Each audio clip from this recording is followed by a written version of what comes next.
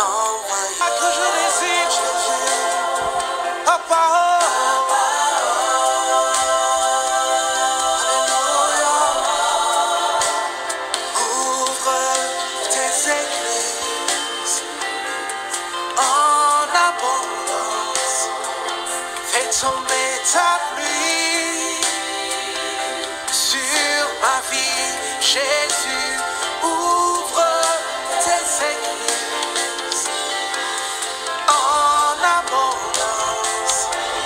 Fais tomber ta pluie sur ma vie, Papa.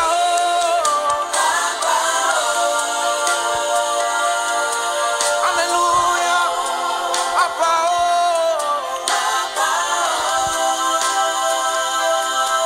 Tu es digne, Papa. C'est toi que nous désirons, Jésus. Papa. Oh oui, Papa.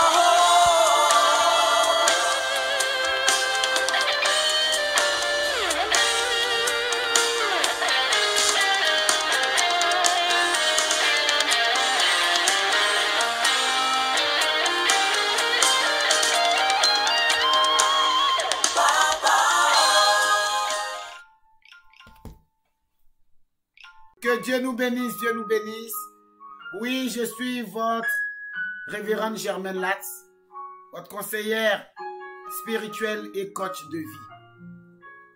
Encore ce matin, nous sommes à notre 3e jour de jeûne et à notre 3e jour, oui, de notre thème agréable, notre thème glorieux.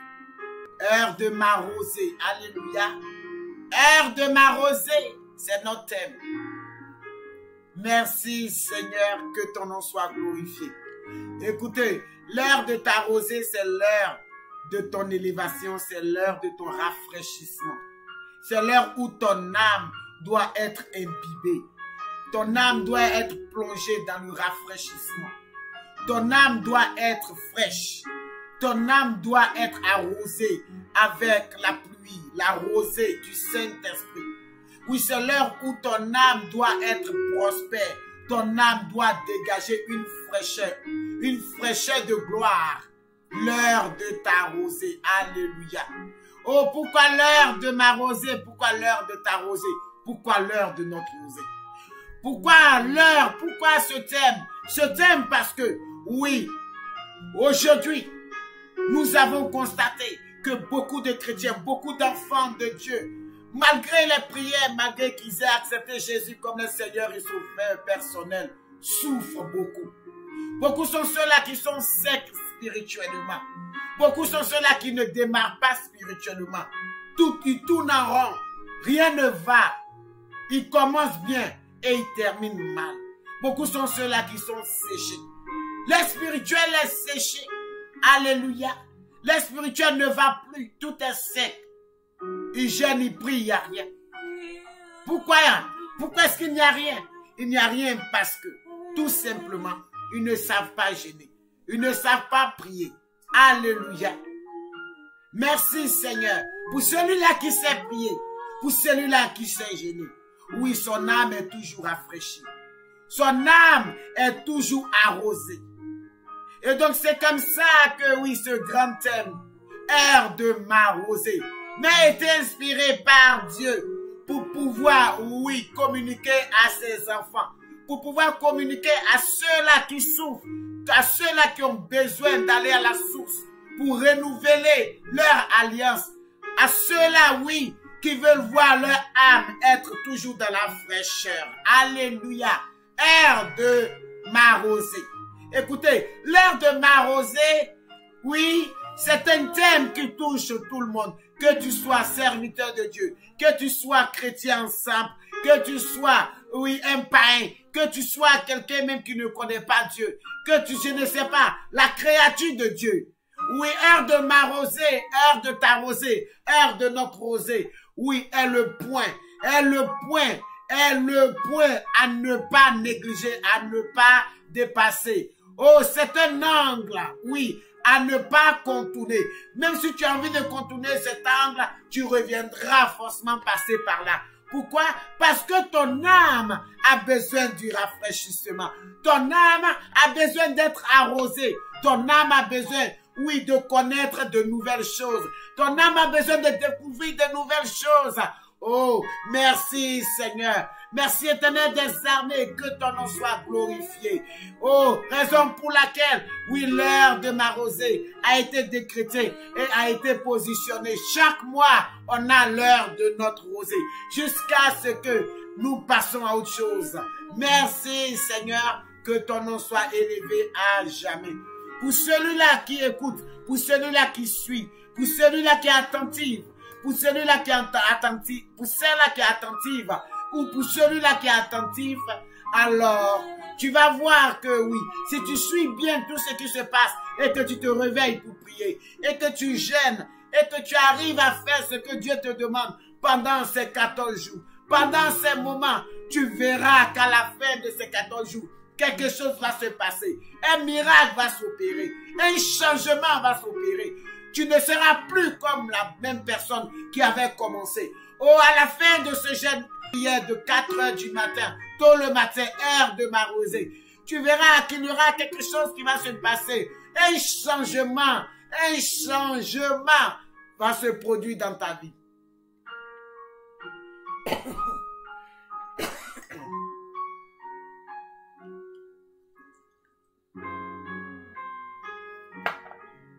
Alléluia, merci Seigneur.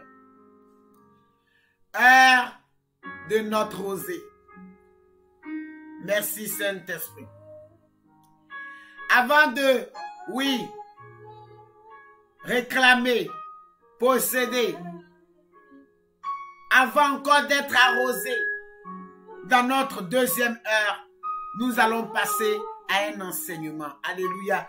Un petit enseignement juste, oui, de 5 minutes et nous allons prier. Et après cette prière, nous allons récupérer, nous allons arracher, nous allons encore se faire arroser. Nous allons encore récupérer. Merci Seigneur. Écoutez, aujourd'hui nous allons parler, oui, de l'envoûtement. Nous allons parler de l'envoûtement. Ah, l'envoûtement, merci Seigneur. Oh, notre passage biblique que nous allons voir aujourd'hui et que nous allons lire aujourd'hui. Nombre 23 à partir du verset 23. Oh, c'est ton verset du jour. Nombre 23, verset 23. Le sous-thème de notre troisième jour, c'est l'envoûtement. Écoute, si tu suis ce petit enseignement, tu connaîtras les stratégies. Tu sauras comment toi-même te désenvoûter. Oui, tu sauras. Parce que l'envoûtement ne pourra rien contre toi. Ne pourra rien contre toi. Oh, l'envoûtement ne pourra rien contre moi. Si seulement tu connais tes droits spirituels. Tous ceux qui t'ont envoûté, tout ce qui s'est passé, ce qu'ils ont fait, c'est que toi-même tu as engendré dans ta vie. Ils iront très loin. Tu seras désenvoûté lorsque tu connaîtras tes droits spirituels et que tu te réveilleras dans la prière. Alléluia. Oh, il s'agit aujourd'hui de l'envoûtement. Nous allons faire la lecture. Je lis la parole de Dieu avec respect. Yes, Lord. Il n'y a pas de magie chez les Israélites. L'enchantement ne peut rien contre Jacob. Oui, il n'y a pas de magie chez les Israélites. Pas de devin dans la famille de Jacob. Il n'y a pas de devin dans la famille de Jacob. Ils apprennent au bon moment tout ce que Dieu fait. Ils apprennent au bon moment tout ce que Dieu fait. Alléluia. Il s'agit de l'envoûtement. Oh, de l'envoûtement qui n'aura pas lieu, qui n'aura pas sa place dans la vie de Jacob, dans la vie d'Israël.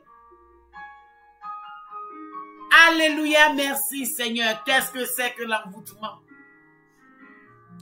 Écoutez, qu'est-ce que c'est que l'envoûtement? On entend parler d'envoûtement par-ci, par-là. On dit oui, esprit d'envoûtement sort de ma vie. On prie, mais on ne sait même pas ce que c'est que l'envoûtement. Oui, il y a beaucoup comme ça qui ne savent pas ce qu'ils font, mais ils font quand même. Écoutez, avant de prier quelque chose, avant de parler de quelque chose, il faut savoir, chercher à connaître la définition, à savoir l'origine de la chose, avant de t'y mettre. Alléluia. L'envoûtement, c'est quoi?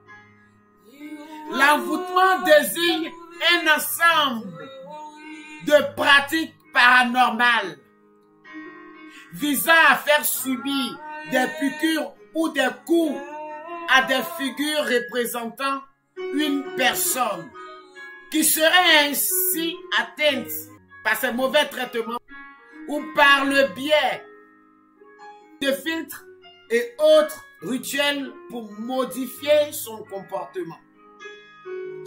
L'envoûtement.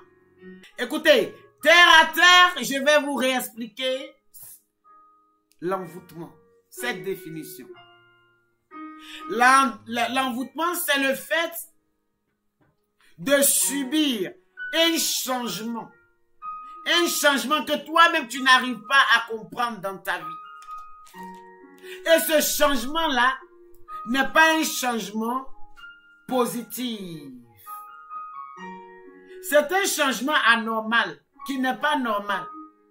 Oui, qui est même mystique. Tu sens que dans ta vie, rien ne va, tu sens qu'il y a quelque chose. Il y a un corps étranger. Il y a quelque chose qui ne va pas. Du coup, tu commences à raisonner autrement. Du coup, tu commences à être bizarre. Tu commences à être une autre personne. Nous avons plusieurs catégories d'envoûtement. Plusieurs catégories d'envoûtement. Mais aujourd'hui, je vais vous citer seulement peut-être 2 ou 3 envoûtements. Oui, que peut-être vous n'arrivez pas à distinguer, à faire la part des choses. Des fois, tu es là comme ça, on t'invite, tu vas manger quelque part. Toi, tu penses qu'on t'a invité. Tu penses que les gens t'aiment, tu es allé manger. Et avant de manger, tu ne pries pas, tu manges. Ou peut-être que tu as prié, mais tu manges quand même. Et quand tu finis de manger ce repas, 1 jour, 2 jours, 2 fois même le même jour, soit tu ressens un malaise charnel, physique, tu commences à avoir mal partout, mal au ventre, tu commences à vomir, tu commences à être bizarre, tu commences à ressentir une lourdeur, rien ne va dans ta vie. Écoutez, depuis le jour que tu as mangé cette nourriture chez la personne ou chez toi, tu es malade, rien ne va. Et tu penses que c'est normal, tu penses que oui, c'est une maladie. Voilà, non. C'est un envoûtement. C'est un envoûtement qui est passé par la nourriture pour pouvoir t'atteindre. Pour pouvoir atteindre ta santé. Pour ne plus jamais que tu te portes bien. Vous voyez ce que c'est que l'envoûtement? Jusqu'à aller te rendre malade dans la nourriture. Au travers de la nourriture, tu reçois une maladie. Et cette maladie demeure. Malgré les prières, malgré, oui, l'hôpital, malgré tout ce que, oui, tu fais, la chose est toujours en toi. Tu ressens cette chose. Tu la ressens. Quand tu vas à l'hôpital, on dit il n'y a rien. Mais quand tu reviens chez toi, tu ressens cette chose en toi. C'est un envoûtement. C'est un envoûtement. Des fois, ça te ballonne le ventre. Des fois, oui, ce sont les migraines. Des fois, tu as mal quelque part et ça ne finit jamais. Ça se déplace dans ton corps. Un envoûtement. Ça, c'est le premier envoûtement. Le deuxième envoûtement. On peut t'envoûter encore par la nourriture. Et cette fois-ci, quelle nourriture? Quelle nourriture? Ce sont des nourritures spirituelles sataniques. Satanique, on t'envoûte. On t'envoûte. Et tu vois en toi, tu sens que il y a un autre esprit qui est en toi. Un deuxième esprit rentre en toi, un esprit maléfique. On t'a envoûté, on t'a mené quelque part, on t'a donné quelque chose, tu as bu. Quelque chose qui a été, oui, envoûté. Un esprit, on te donne et tu bois et l'esprit rentre en toi. Et il commence à manipuler ta vie. Il commence à te rendre bizarre. Tu commences à faire des choses, à avoir un caractère bizarre, un caractère de méchanceté. Ou de fois même cet esprit même te rend fou. Ou il t'envoûte, il rentre en toi pour te rendre fou. Et une fois que tu es fou, il sort de toi. L'envoûtement. L'envoûtement modifie ton caractère, ton comportement. Quand quelqu'un est envoûté, tu sens tout de suite que cette personne est envoûtée. Le troisième point, c'est comme un homme qui a épousé sa femme. Ils sont à la maison, tout va bien. Au début, tout va très bien. Tout marche à merveille. Et cet homme décide un jour de tromper sa femme. Et il va sortir avec une autre femme. Alors que cette femme avec qui il va avoir les rapports sexuels est une sorcière. Ou la femme est mariée avec son mari. Et puis un jour elle décide, oui, de commettre l'adultère. Elle va sortir avec un autre monsieur. Alors que ce monsieur avec qui elle sort, cet homme avec qui elle sort et qu'avec qui elle a eu les rapports sexuels, certainement est un mystique, est un sorcier, est un envoûteur. Et comment il fait? Il passe par les rapports sexuels. Il passe par le sang, le sang, sperme. Il passe par le rapport sexuel. Il t'envoûte. Il dépose en toi une semence, oui, envoûtée. Et cette semence reste en toi. Ce qui fait que quand tu retournes dans ton foyer, tu vois qu'il y a la division. Tu vois que oui, ton mari ne t'aime plus. Pourquoi? Parce que la femme qui est dehors, celle qui ne connaît pas Christ, ou deux fois même on dit qu'elles sont chrétiennes, mais elles prient contre ton mariage pour mettre le divorce dans ton mariage. Quand elles sont païennes, encore c'est pire. Elles vont voir les marabouts, elles vont voir les féticheurs, elles vont voir les gens bizarres pour te marabouter. Oui, pour pouvoir, oui, diviser ton foyer. Elles vont récupérer la conscience. Oui, la conscience et le subconscient de ton mari.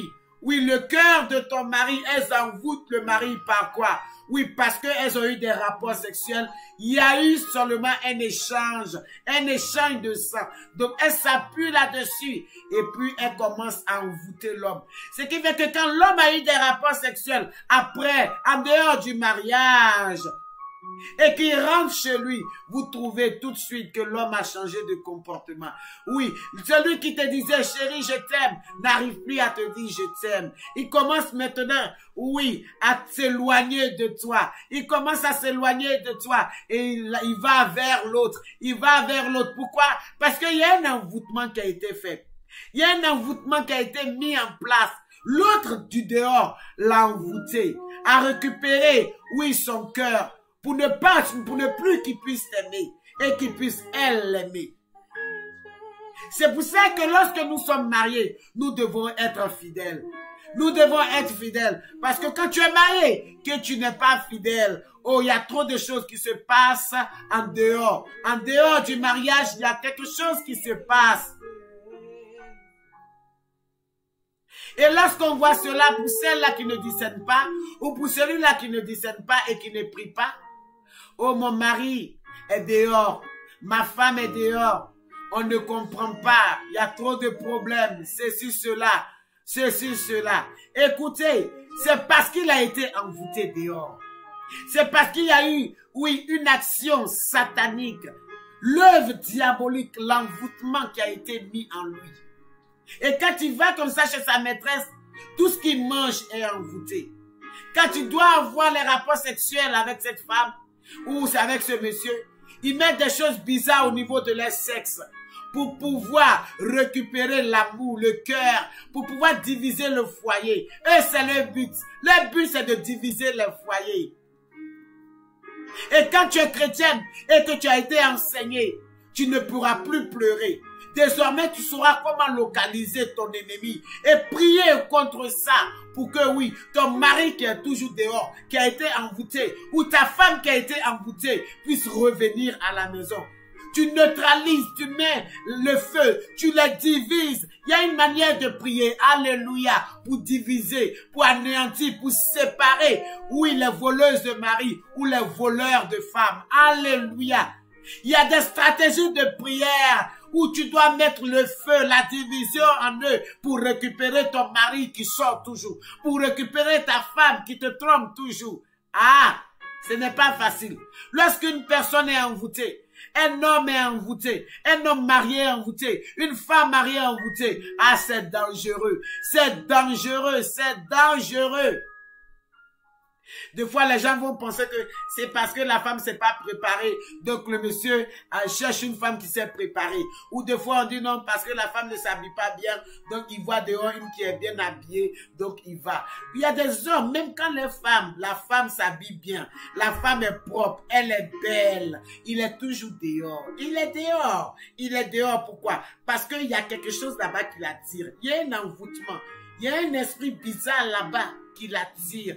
On ne voit même pas ce qu'il attire chez la fille ou chez l'homme. On ne voit rien de bon, mais il est toujours là-bas ou elle est toujours là-bas. Pourquoi? Alors que son mari est beau, alors que sa femme est belle, ils ont tout, elle a tout, mais il est toujours dehors. C'est qu'il y a un problème. Quand tu remarques que le mari est toujours dehors, il est toujours dehors, malgré tout ce que tu lui donnes, malgré tout ce que tu fais à la maison, malgré tout ce que tu disposes, oui, pour que ton mari puisse rester à la maison, ou ta femme puisse rester à la maison, et que ça ne marche pas, dis-toi qu'il y a un envoûtement. Il y a un envoûtement. Il y a un envoûtement. Et qu'est-ce qu'il faut faire? Nous allons prier. Nous allons prier aujourd'hui pour que toutes ces personnes, ces dames mariées, ces hommes mariés, ces personnes, oui, qui ont mangé des nourritures bizarres, de la sorcellerie qu'on a envoûtée, on a initié pour faire la sorcellerie, qui voient des esprits bizarres, qui se retrouvent dans des réunions bizarres, qui se retrouvent quelque part, oui, on les a envoûtés, on utilise leur âme pour commettre la sorcellerie, alors que eux-mêmes, peut-être qu'ils ne sont pas au courant, ils sont ignorants, ils ne savent même pas. Ou ceux-là qu'on a donné des choses bizarres à manger dans la nourriture et qui sont malades, qui se retrouvent plus, ils retrouvent plus leur santé initiale. Aujourd'hui, nous allons prier. Nous allons prier pour que tout envoûtement que tu as subi, tout envoûtement qui a été mis en place contre toi, contre ta famille, contre ton époux, contre ton épouse, contre ton enfant, contre ta vie, ces envoûtements-là soient délogés, soient délogés, soient délogés au nom de Jésus-Christ de Nazareth.